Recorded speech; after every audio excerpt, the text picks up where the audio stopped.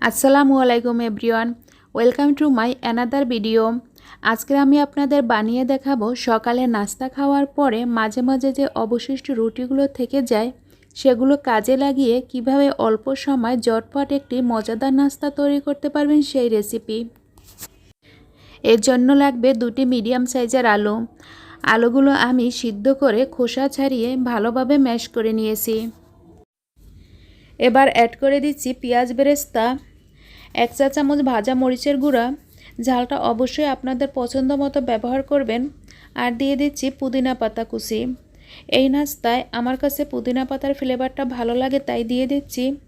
আপনারা চাইলে পুদিনা পাতার পরিবর্তে ধনিয়া পাতাও দিতে পারেন। এবার দিচ্ছি 1/2 চা চামচ কালো গোলমরিচের গুঁড়া, 1/2 চা চামচ ভাজা জিরার গুঁড়া। ভাজা জিরার গুঁড়াটা অবশ্যই ব্যবহার করার চেষ্টা করবেন।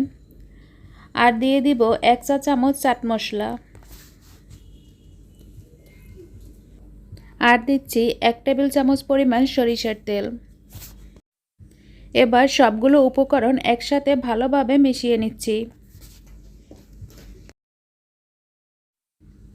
আমি লবণ দিতে ভুলে গিয়েছিলাম, দিয়ে দিচ্ছি স্বাদ মতো লবণ। সবগুলো উপকরণ একসাথে খুব ভালোভাবে মিশিয়ে নিচ্ছি।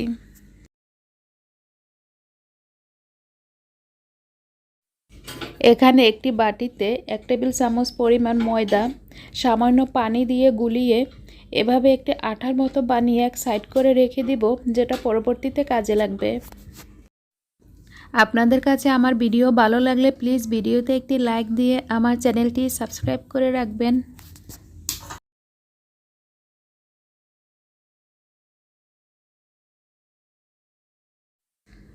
আর লাগবে রুটি। এখানে আমি 3 পিস রুটি নিয়েছি। রুটিগুলোকে এভাবে মাঝখান থেকে একটি ছুরির সাহায্যে কেটে 2 ভাগ করে নিচ্ছি।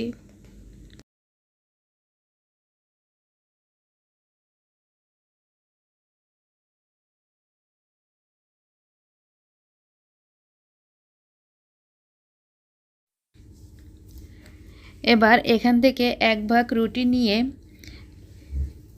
এভাবে খেয়াল করেন ধরে আমি গোল করে কোণ আকারে তৈরি করে নিব। একটু খেয়াল করলেই বুঝতে পারবেন কিভাবে আমি এটা তৈরি করে নিচ্ছি।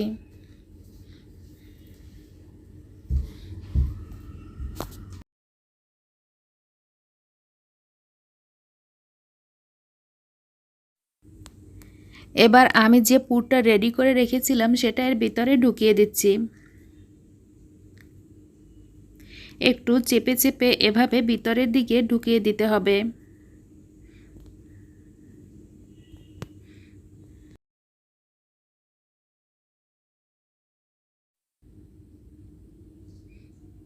এবার ময়দা দিয়ে আমি যে আঠার মতো বানিয়ে রেখেছিলাম সেটা দিয়ে রুটির খোলা সাইডটা এভাবে বন্ধ করে দিতে হবে। আর লাগবে সেমাই। আমি সেমাইগুলোকে হাত দিয়ে চেপে এভাবে গুঁড়ো করে নিয়েছি। এভাবে আমি সবগুলো নাস্তা বানিয়ে নিয়েছি। আর প্যানে পর্যাপ্ত পরিমাণ তেল হালকা গরম করে নিয়েছি। তেলটা অবশ্যই হালকা গরম থাকতে হবে। আর নাস্তাগুলো এভাবে ডুবো তেলে ভেজে নিতে হবে। চুলা মিডিয়াম হিটে রেখে এপিট ওপিট করে আমি ভেজে নিব প্রায় 5 থেকে 7 মিনিটের জন্য।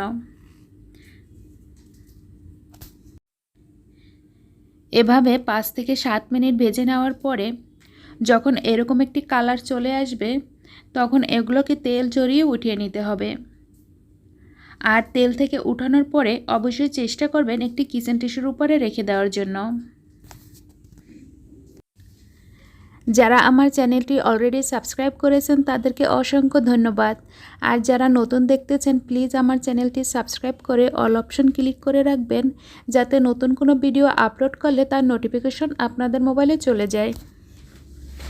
ব্যাস তৈরি হয়ে গেল হাতের কাছে থাকা অল্প কিছু উপকরণে খুবই সহজভাবে তৈরি ভীষণ মজাদার একটি স্ন্যাক্স। সাথে থাকার জন্য ধন্যবাদ সবাইকে।